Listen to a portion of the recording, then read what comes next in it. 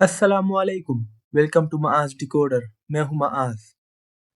आज की वीडियो में हम सीखेंगे कि सी प्लस प्लस का एनवायरनमेंट कैसे सेटअप करें, टेक्स्ट एडिटर और कंपाइलर क्या होता है, और आखिर में हम अपना पहला सी प्लस प्लस प्रोग्राम भी लिखेंगे।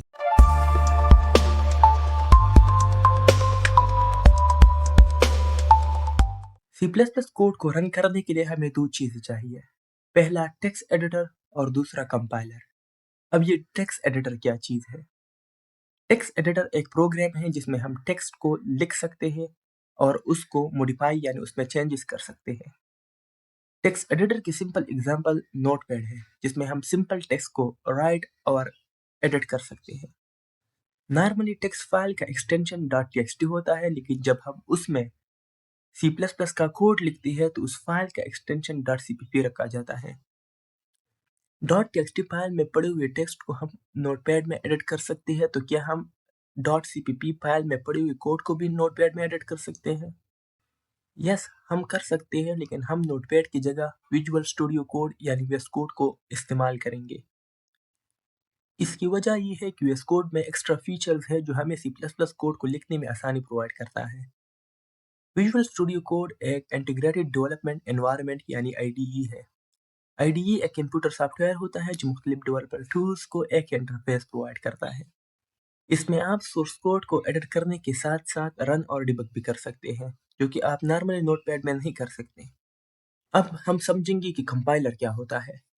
हम जानते हैं कि सी प्लस प्लस एक हाई लेवल लैंग्वेज है।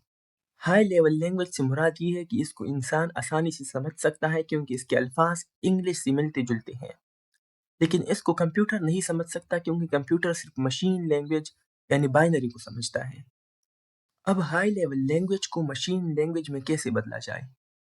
इसके लिए हमें एक ट्रांसलेटर की ज़रूरत होती है जो हमारी हाई लेवल लैंग्वेज को मशीन लैंग्वेज यानी बाइनरी में कन्वर्ट करे। सी प्लस प्लस के लिए ये ट्रांसलेटर कंपाइलर होता है। इसका मतलब ये हुआ कि कंपाइलर एक कंप्यूटर प्रोग्राम है जो हाई लेवल लैंग्वेज को मशीन लैंग्वेज यानी बाइनरी में कन्वर्ट करता है ताकि कंप्यूटर उसको समझ सके। अब हम ये दोनों यानी वीएस कोड और कंपाइलर को अपने सिस्टम में इंस्टॉल करेंगे। सबसे पहले गूगल क्रोम को ओपन करें और यहाँ पर सर्च करें वीएस कोड। आपके सामने ये वेबसाइट आ जाएगा। जैसे ही आप यहाँ पर क्लिक करें तो ये इंटरफेस शो हो जाएगा। यहाँ पर लिखा है डाउनलोड फॉर विंडोज, आपने यहाँ पर क्लिक करना है। अब हमारी डाउनलोड स्टार्ट हो चुकी है। डाउनलोड होने के बाद आपने इसको ओपन करना है।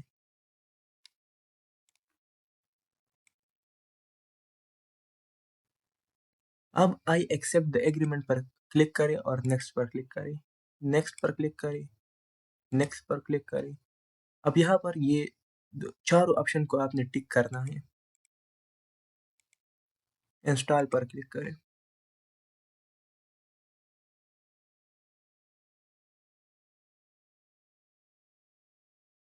तो ये है आपका आईडीई यानी integrated development environment. VS Code को इंस्टॉल करने के बाद अब बारी है कंपाइलर की। कंपाइलर के लिए हम सर्च करेंगे VS Code C plus plus. आपने इस लिंक पर क्लिक करना है C plus plus for Visual Studio Code. Scroll करने के बाद आप यहाँ पर आ जाएंगे और इस लिंक पर क्लिक करें, just direct link to the MinGW installer. Download होने के बाद आपने इसको ओपन करना है। नेक्स्ट पर क्लिक करें, नेक्स्ट पर क्लिक करें, नेक्स्ट पर क्लिक करें।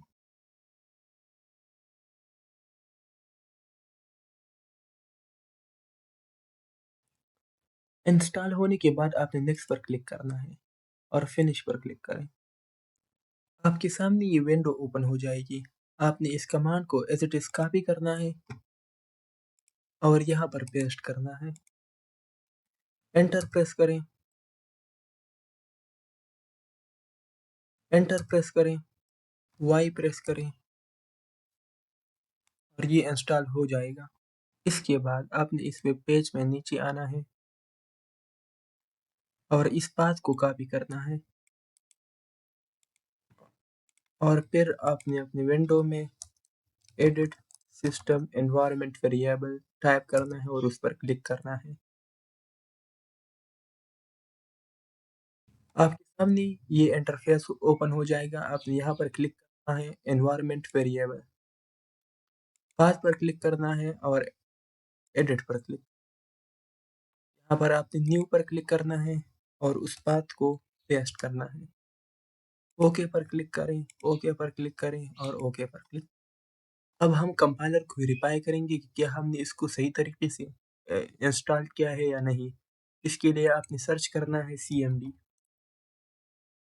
आपके सामने ये इंटरफेस ओपन हो जाएगा। आपने यहाँ पर लिखना है g plus plus hyphen hyphen version, enter press करना है। अगर आपके सामने ये आ रहा है तो इसका मतलब ये है कि आपने सही तरीके से कंपाइलर को इंस्टॉल किया है। अगर आपके सामने ये आ रहा है कि g plus plus is not recognize, तो इसका मतलब ये है कि आपने किसी स्टेप में गलती की है। VS कोड और कंपाइलर को इंस्टॉल करने के बाद अब हम VS कोड को ओपन करेंगे और अपना पहला C++ प्रोग्राम लिखेंगे। इसके लिए आपने जाना है दिस PC में और किसी भी एक फोल्डर को ओपन करना है।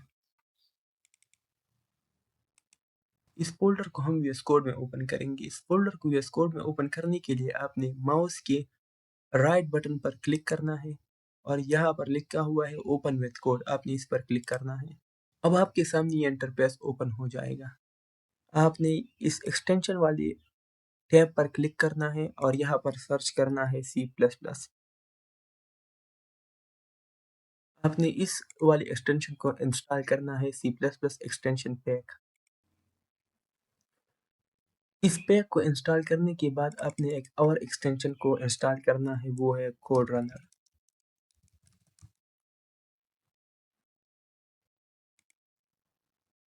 आपने इंस्टॉल पर क्लिक करना है, ट्रस्ट पब्लिशर एंड इंस्टॉल करें।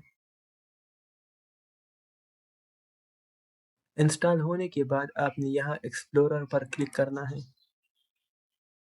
अब हम यहाँ पर एक नई फाइल बनाएंगे, माई फर्स्ट program.cpp। आपने इस कोड को एज इट इज लिखना है।